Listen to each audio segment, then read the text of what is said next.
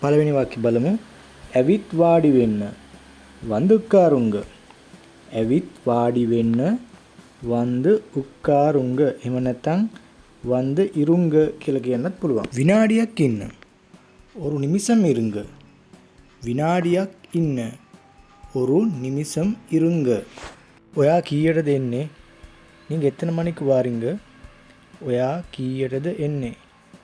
நீங்க எத்தனை மணிக்கு வாரீங்க? එහෙම නැත්නම් අපිට වරුවීංග කියලා කියන්නත් පුළුවන්. මට පරක්කු වෙනවා. එනකු ලේට් ආහුද?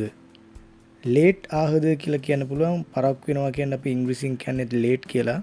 එහෙම කිසි ප්‍රශ්නයක් නැහැ. අපි කතා කරන භාෂාවේදී දෙමළෙන් ලේට් කියලා එහෙම ඉංග්‍රීසි වචනයක් දාන්න පුළුවන්. එනකු ලේට් ආහුද? මට පරක්කු වෙනවා. ඔයාලා ලෑස්තිද? நீங்க ரெடியா? ඔයාලා ලෑස්තිද? நீங்க ரெடியா? ඔයාලා ලෑස්තිද කියන එකට நீங்க තයරාටිංගලා කියලා කියන්නත් පුළුවන්. ඒක සාමාන්‍යයෙන් කතා කරන භාෂාවේදී භාවිතා කරන්නේ නැහැ. කතා කරන භාෂාවේදී අපි භාවිතා කරන්නේ ரெடியா. நீங்க ரெடியா?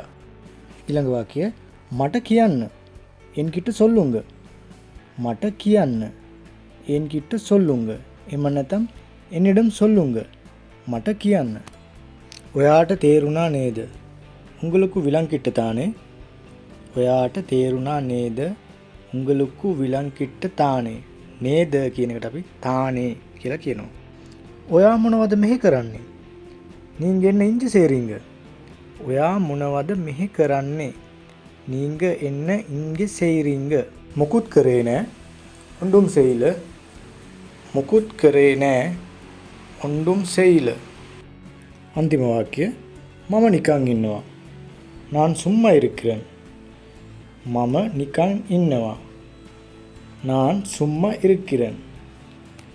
මේ වගේම දෙමළ වාක්‍ය 10කින් හෙට දිනේ හම්බ වෙනකම් දැන්ට ගිහින් එන්නම්. ඕගොල්ලෝ සියලු දෙනාටම සුබ දවසක්.